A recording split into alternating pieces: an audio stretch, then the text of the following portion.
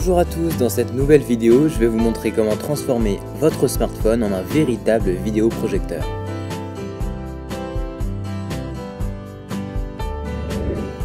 Pour commencer, il va vous falloir une boîte en carton, donc vous enlèverez à peu près 1 ou 2 cm pour réduire sa hauteur, et ensuite vous découperez un disque dans l'un des côtés. Il faudra bien sûr effectuer la même opération sur le couvercle. Le plus important, c'est maintenant de mettre de la peinture à l'intérieur de la boîte pour qu'elle soit totalement noire. Alors moi j'avais pas assez de peinture pour faire l'extérieur, donc j'ai fait des raccords à la main, mais vous verrez, c'est pas très important pour la suite. On va maintenant découper du carton plume, donc c'est une espèce de mousse. Il va nous falloir une bande ainsi que 2 carrés de la même largeur. On va réaliser la même chose, mais cette fois-ci dans du PVC, donc c'est assez épais et d'ailleurs assez compliqué à découper, et vous verrez avec un cutter et un peu de temps, on y arrive très bien.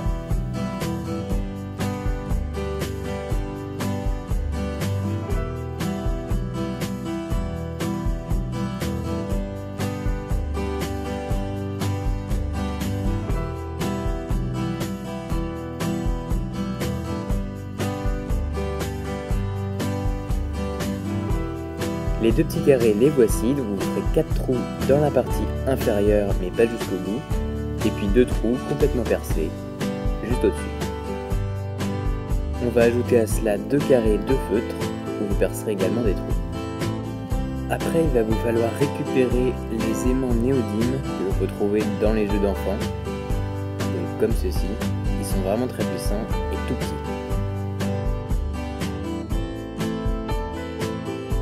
On va maintenant les coller un par un dans les 4 trous qui n'ont pas été percés jusqu'au bout.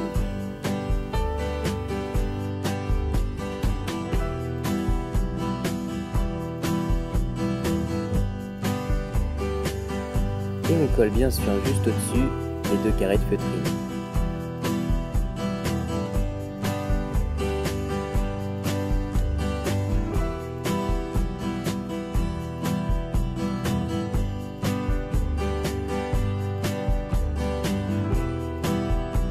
Après avoir percé la grande plaque qu'on a coupée tout à l'heure, on va pouvoir y visser les 2 petits carrés.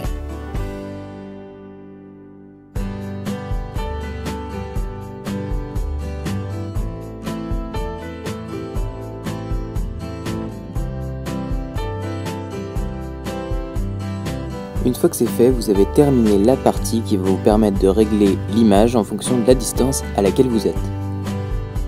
On va fixer les aimants qu'il nous reste à la même place que les précédents.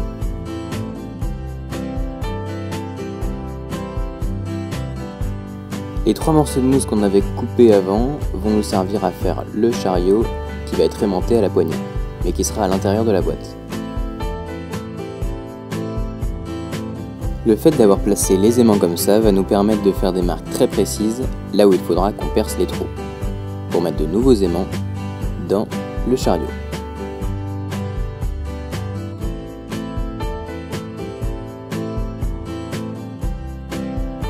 On met bien sûr de la colle dans tous les trous et on va ensuite pouvoir retourner chaque morceau sur les aimants.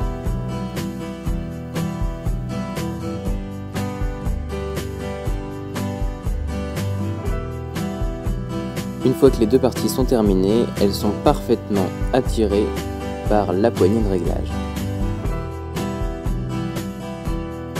On va donc finir d'assembler cette fameuse poignée.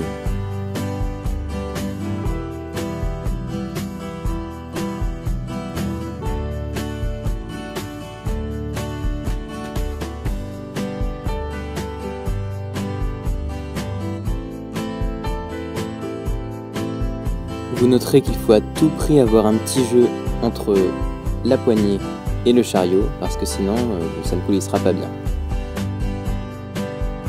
Pour l'esthétique et la solidité, on va quand même rajouter du scotch sur ce chariot pour qu'il recouvre parfaitement les aimants.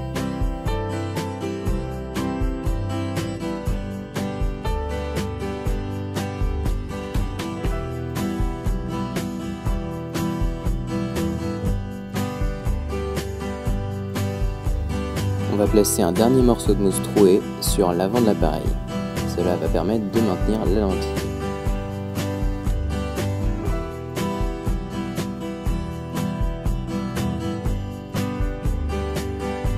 Cette lentille, justement la voici, on n'a plus qu'à la coller dans le trou. Moi j'ai pu la récupérer dans une vieille caméra, mais je pense que vous pouvez également l'acheter facilement sur internet.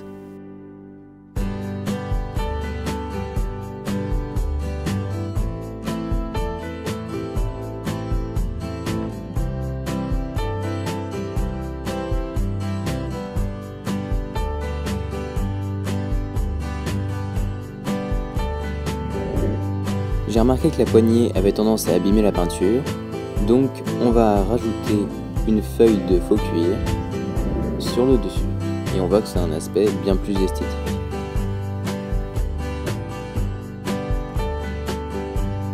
Ensuite on va découper un morceau de silicone adhésif qui permet normalement d'accrocher votre téléphone dans une voiture. Et voilà comment on monte le tout, donc on met d'abord le chariot avec la plaque adhésive, puis on ferme la boîte. Et enfin, on la retourne pour mettre la poignée aimantée derrière. Pour être sûr que le silicone agrippe bien, je vais quand même rajouter une plaque de PVC sur le chariot.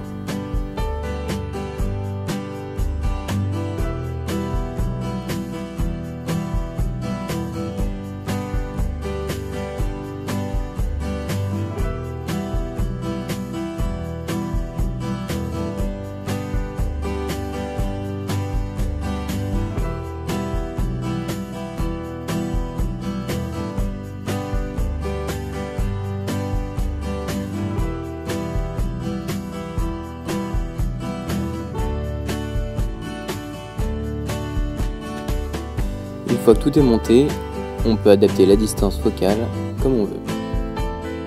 On n'a plus qu'à rajouter un appareil ayant une qualité d'écran raisonnable.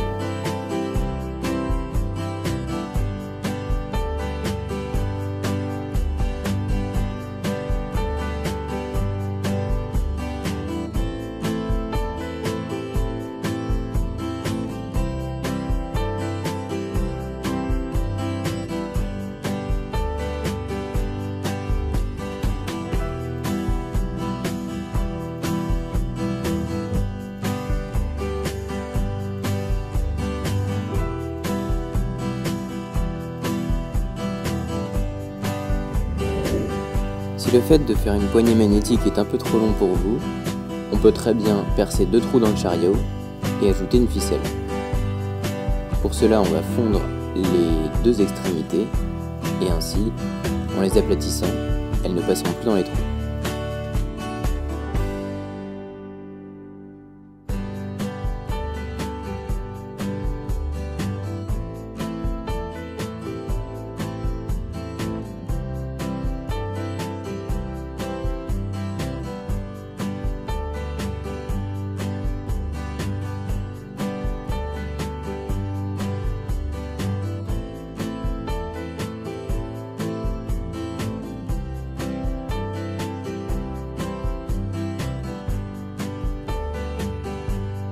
Voilà, ça coulisse tout aussi bien, mais une fois à plat, ça n'ira que dans un sens.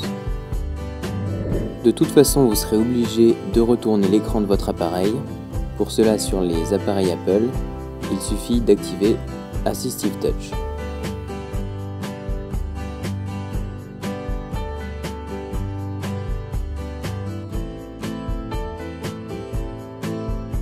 Vous n'avez plus qu'à remonter le tout dans la boîte, donc en collant bien l'appareil sur le silicone, et vous voyez déjà que la lentille convergente fait de l'effet. Donc c'est un peu galère à fermer, mais une fois que c'est fermé, vous pouvez le régler très facilement.